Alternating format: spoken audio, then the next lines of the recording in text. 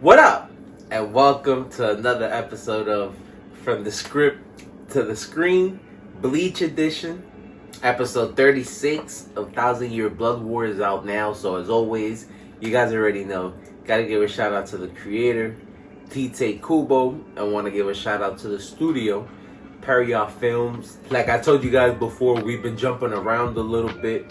And so this episode, we go back to volume 70. They cover chapters 640, 641, 42, 43, and 644, which jumps into volume 71, which is the volume that we were in last week that covered Shunsoi's Bankai and such. So this episode just takes us back to the fight between Kurotsuchi and the left hand of the Soul King.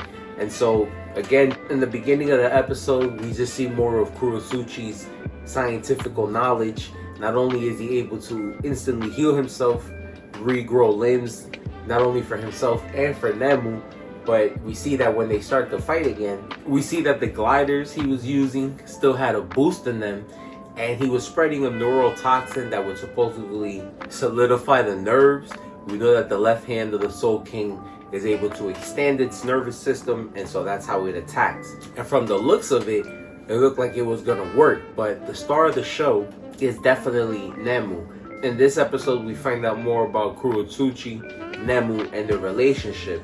We've seen throughout the fight that she's been making her own decisions, something that Kurotsuchi at first is not really happy with, but throughout the flashback of the episode, we come to find out that there's a couple reasons for this. When Kurotsuchi mentions that he doesn't want Nemu to endanger herself because her experience took a long time to accumulate, I thought that she was full grown when she was made, but we see that she was actually a child. So I do understand Kurotsuchi's frustration in that sense. This is years of work.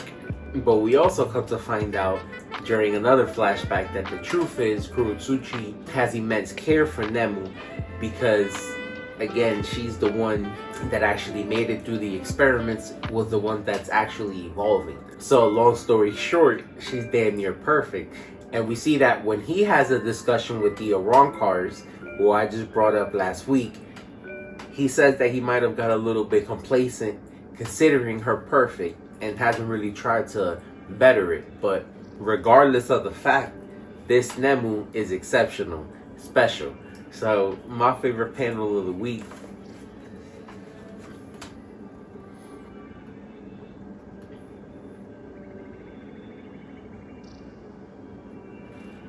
we see her step in, save Kurotsuchi, and decides that her power might be the one that could finally defeat the left hand. So even though she was able to land a pretty devastating blow, we see that it's not enough, and she does eventually end up being devoured. But again, in true Kurotsuchi fashion, Nemu had a false safe, and so him actually eating her was what led to his demise. You could say some type of self-indulgent poison, but Kurotsuchi keeps her brain, which I would think would lead to him being able to make another one. But I gotta say, a lot of things happen at the end of this episode. We see that Hitsugaya and Momo have been undergoing treatment, and so they're fine now.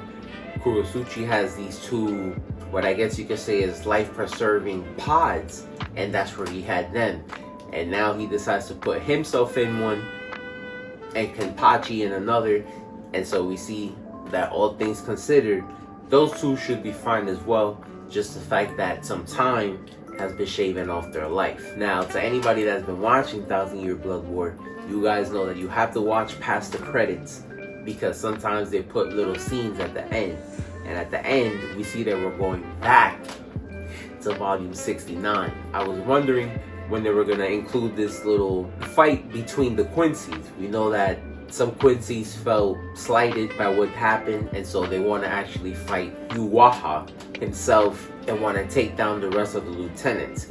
So we see that the zombie girls, again, come back into the picture, and we see that Blaze B confronts who you could say is the second in command in the Quincy's. So we're definitely going back to volume 69 next week, but as always, let me know what you guys thought about the episode. And to the manga readers, let me know what you guys thought about the adaptation. Till next time. Peace.